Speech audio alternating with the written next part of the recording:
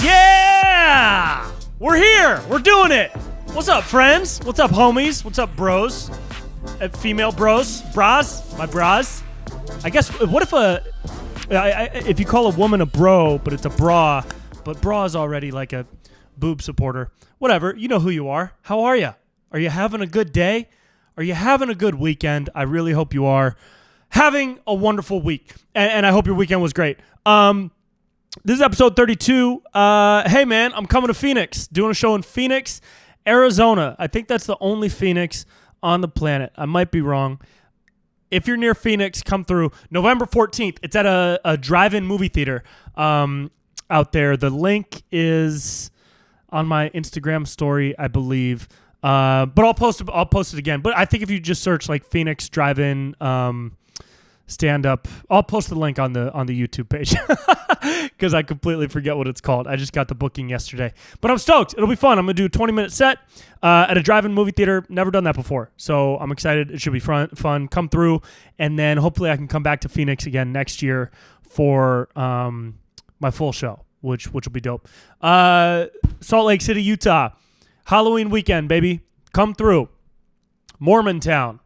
I hear you're not supposed to make fun of Mormons out there. So I can't wait to do the opposite of that. It's going to be a good time. Come through. I'm opening for my buddy, JP Sears. I don't care if you're Mormon. I was just joking. But come through. Mormon friends and non-Mormon friends. All people are welcome. Okay, here we go. We got a lot to get through today, man. My head has been all over the place. I took some downtime last week. I went back up to Davis, California, visited my mom, who is possibly the only person that listens to this. Hi, Mom. And hung out with my mom for a little bit. It was cool to be out of LA, out of the city, and in a place that's a little more relaxed. You know what I mean? I always like going up to Northern California and hanging out, seeing my bros, seeing the dudes that are still up there. And just chill, dude. Just had a chill vibe time, dude, with my mom, dude. You ever just vibe with your mom? Dude, vibing with your mom is like, it is a vibe, dude. Have you ever just vibed with your mom? Like, just been like, yo, Mom, it's 5 o'clock. And then you guys just kick it, just vibe, dude. Just do mom-son stuff or mom-daughter stuff. Just do mom stuff with your mom. Like, go shopping. And ask her to get you a bunch of stuff, dude. You know, we vibe, dude. That's what it's like vibing with your mom, dude. You go home and you sit on the couch and you watch British murder mystery TV shows on Netflix. That's a mom vibe, dude. Watching these foreign British mysteries, these British murder mystery shows. I don't think Claire killed her. Is a nanny in the cupboard? Oh, dun dun dun. It's a mom vibe, dude. That's a mom vibe. Mom vibes are good vibes, dude. So I needed some mom vibes in my life, so I went home and kicked it with my mom. And I cooked, bro. If you follow me on the Instagrams, you know that your boy makes pasta. Okay, I made this carbonara pasta when I was back home. That was so good, it made me mad. It was so good, it made me physically upset. Like, I was pissed off. Like, I was like, I as soon as I tasted it, I was like, oh. I was so mad, dude. I wanted to rip my dick off, dude. That's how good this pasta was. It made me want to rip off my dick just to balance the world. Because the carbonara was so good, and it gave me so much positivity and joy that I felt like I needed to balance it out. And the only way to balance out the positivity and joy of the carbonara pasta that I made was to physically rip my dick off. I should have done it. Because now I'm too happy. I'm way too happy now. Nobody should be this happy. Look at my face. Look at the smile. You hear it? Do you hear the smile?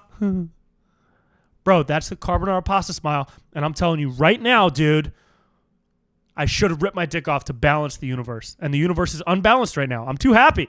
I'm too excited. Guys, make yourself a bowl of carbonara, okay? It really will make you feel better. You make yourself a bowl of carbonara pasta, and then you take a 4-hour nap because you can't do anything after you eat it, all right? You can't. You can try, but you can't. You'll try, you won't. Take a nap after you eat it. It's delicious.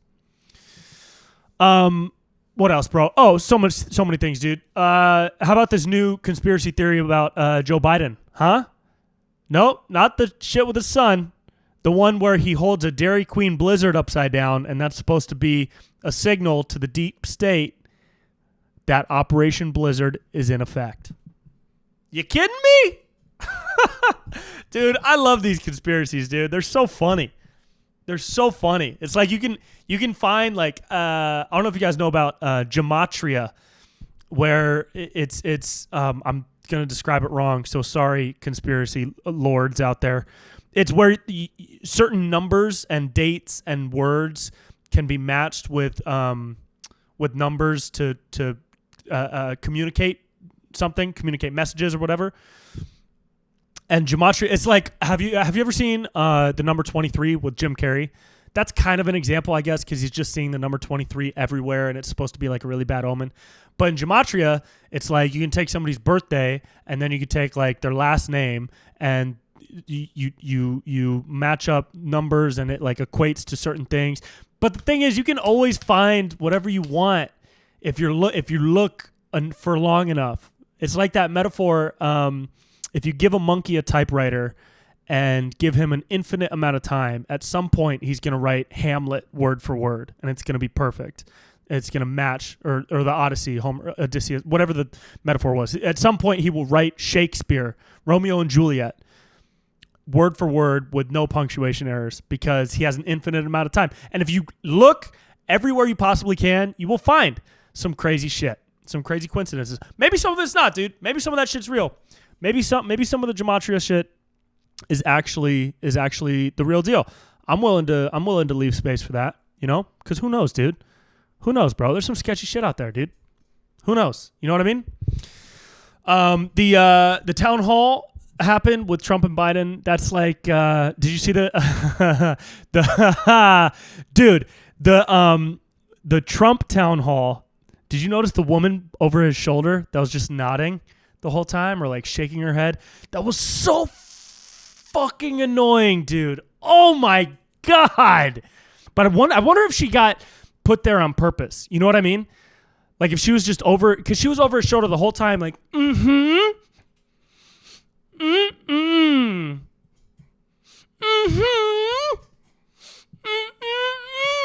like, dude, so over exaggerated. And you know that the producers of shows like that, they vet their audience. If you're going to have a town hall that's live with the president of the United States, you're going to know the names and backgrounds and all the information on every single person that you're going to place in that audience.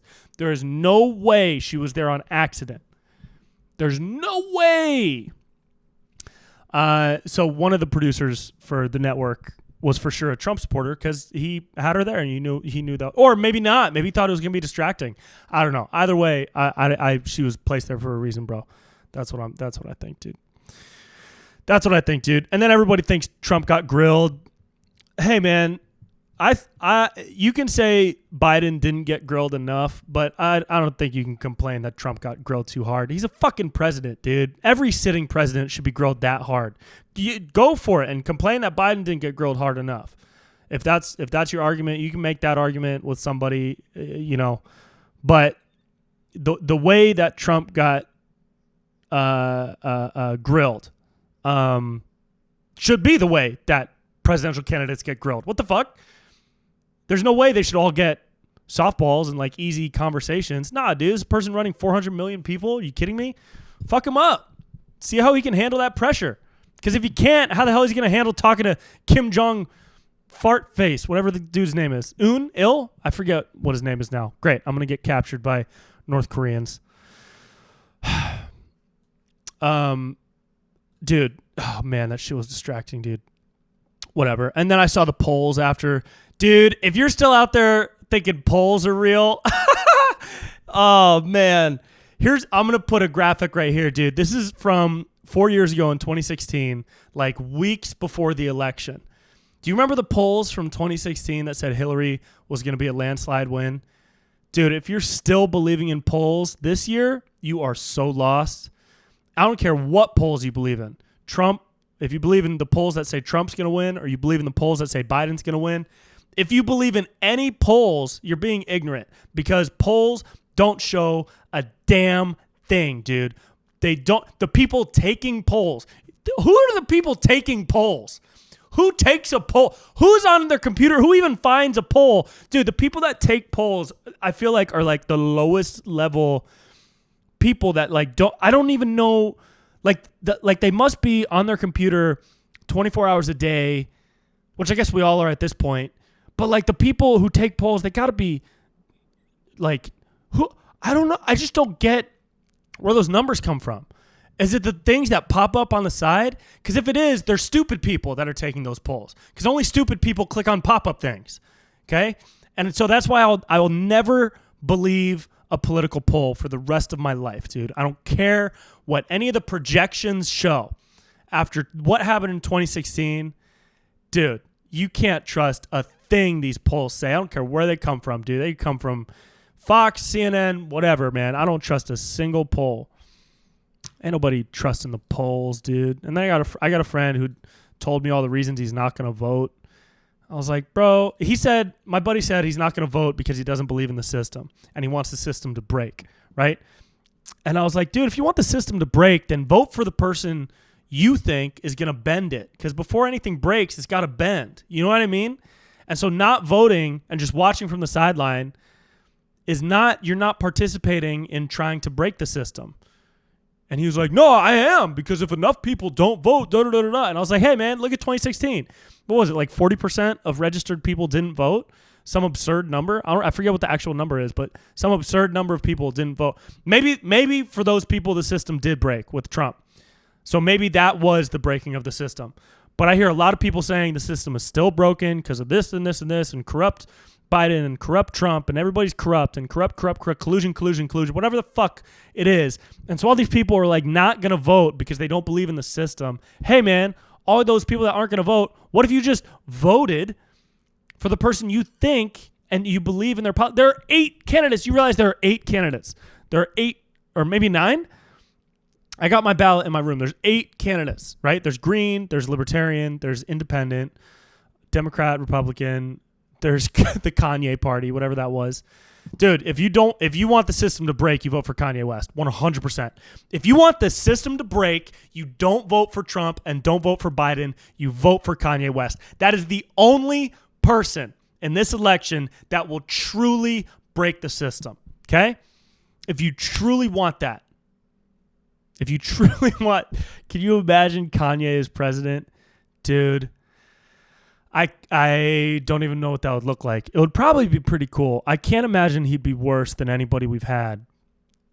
You know, like, what would he do? He'd probably, I don't know. He'd probably like design new buildings and shit. He'd probably redesign the White House and like paint it neon gold and put, I don't know, a stage on top of it. I don't know. Some crazy shit. That'd be crazy. Man, it's a crazy world, dude. It's a crazy world, bro. It's crazy, dude. That's why we got to make fun of it, man. The stuff I've been doing lately has been pretty fun. Trying to play at both sides. It's a good time. It's a good time. The thing is, like, comedy, and I watch a lot of comedy videos too. I think the best comedy right now is not on TV. It's on the internet. It's because the people on the internet that are making comedy have no restrictions, right? Like, they don't have censors. They don't have producers that are like molding ideas and concepts in order to fit and match with a certain demographic that they're targeting, you know? So the people on YouTube and Facebook, people making comedy like so raw with no no boundaries, no restrictions. First people that come to mind are my buddy JP Sears and Stevie Emerson. And those two dudes have been making stuff. I mean, they've been making stuff that is better than any comedy show on TV, Netflix, Hulu, whatever.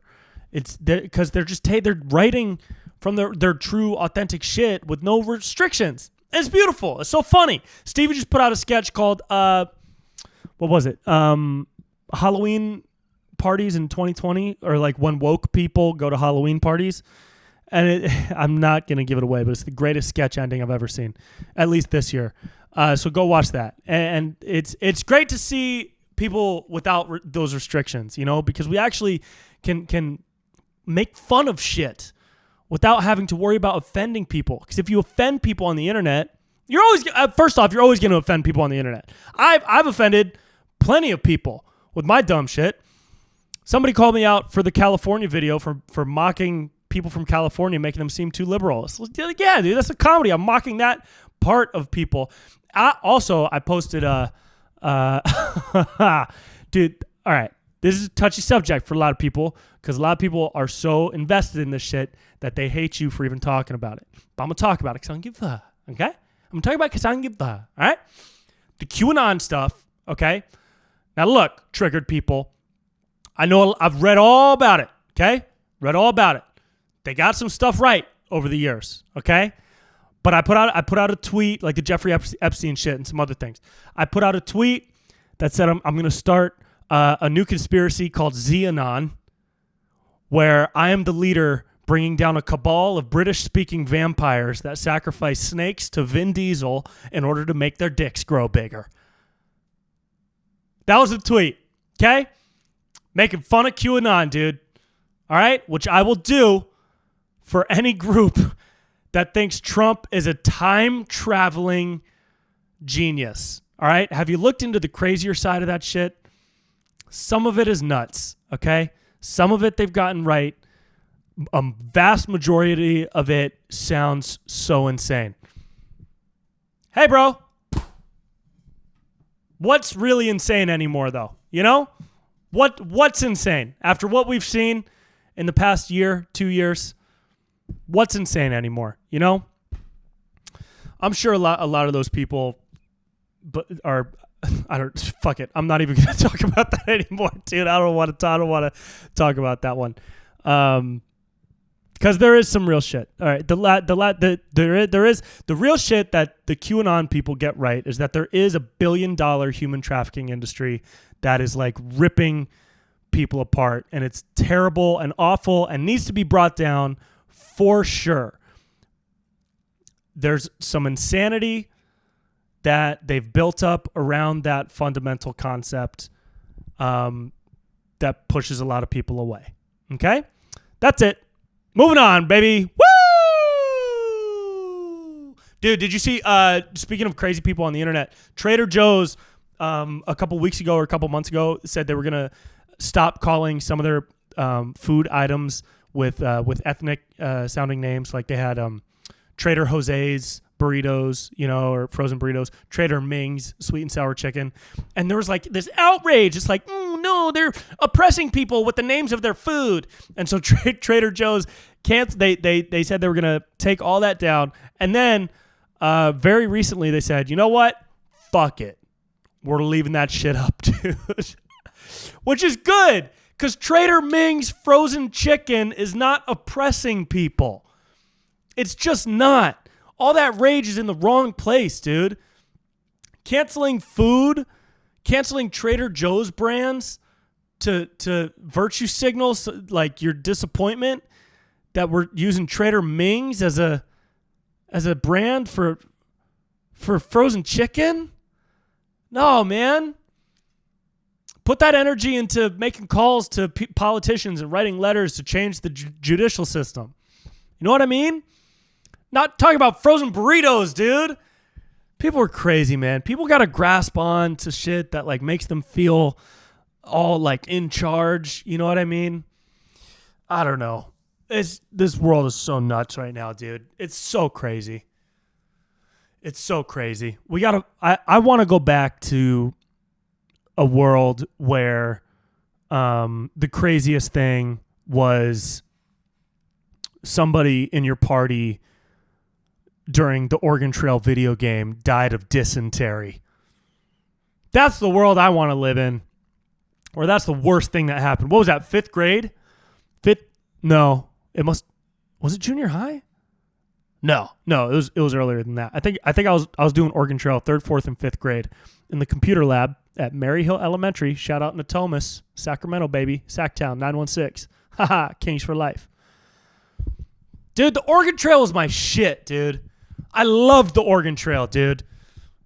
You could choose, in the beginning, what was it? You could choose to be a farmer or a banker or, what was the other one? Ooh, a farmer, a banker. Was it a lawyer? No. A butcher or something?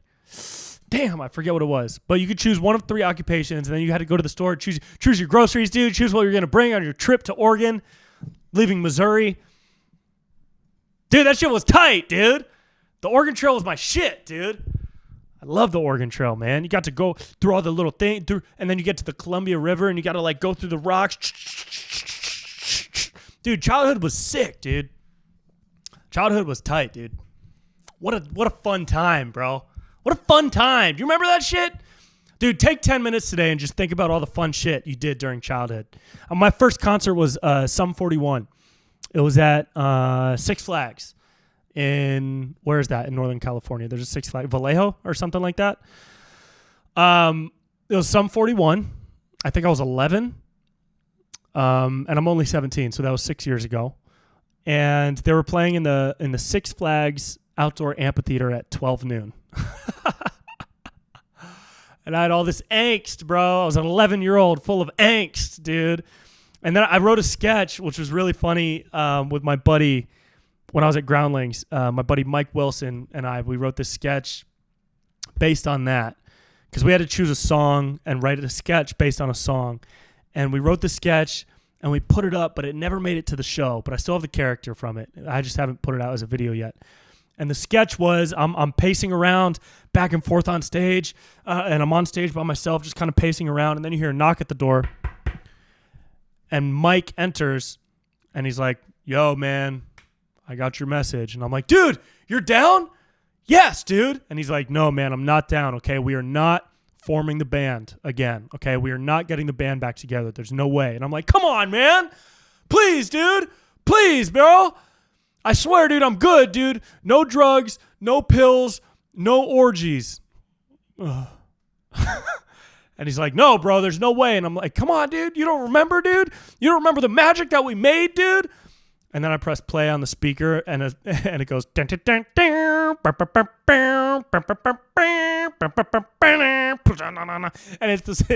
the Fat Lip by Sum-41. And I'm like, "Come on, dude. We were Sum-41, bro. We were sick, dude. We used to play sold-out amphitheaters at the Six Flags in Vallejo, California at noon every Tuesday, bro. That was us, dude. I already got us on a reunion tour with POD and Creed. It's going to be sick, bro."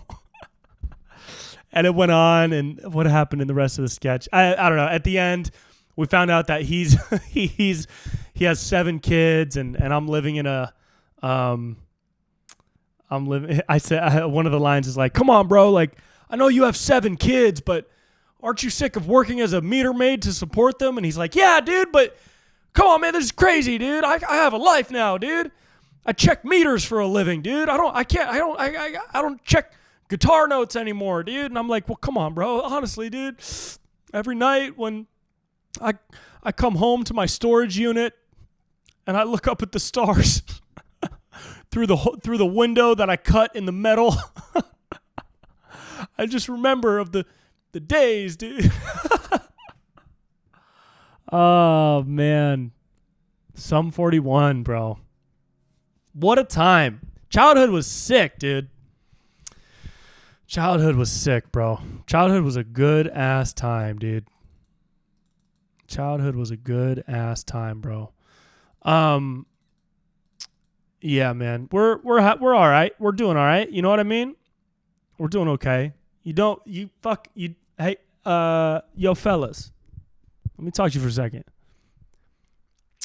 Y'all ever get your arm scratched? Like by a girl, though? That shit feel good, dude. Bro, getting your arm scratched by a girl, dude? I might schedule myself a massage and just ask them to scratch my arms for an hour. Swear to God. Swear to God, dude. I wish it wasn't so sensual. I'd be asking my boys to do it all the time. It's like, "Hey, yo, dog. Let me get a scratch right quick." Bro, an arm scratch, dude. Get somebody to scratch your arm. That shit calms you down, bro. I wrote that down specifically because I want you to experience the joy of an arm scratch. Second only to a delicious carbonara. A delicious carbonara. Dude, I was looking up cooking classes in Italy the other day because that is how lost I am. Your boy's looking up pasta classes in Italy right now. I don't even know when we can travel again. But man, I'm fucking dying to get out of this country, dude. It just feels like, and I love this country. I think I was talking to my buddy about like all the protests that were happening over the summer and everything, and his whole family's from Afghanistan, and my other buddy, he's from an immigrant family. They all came from Sudan.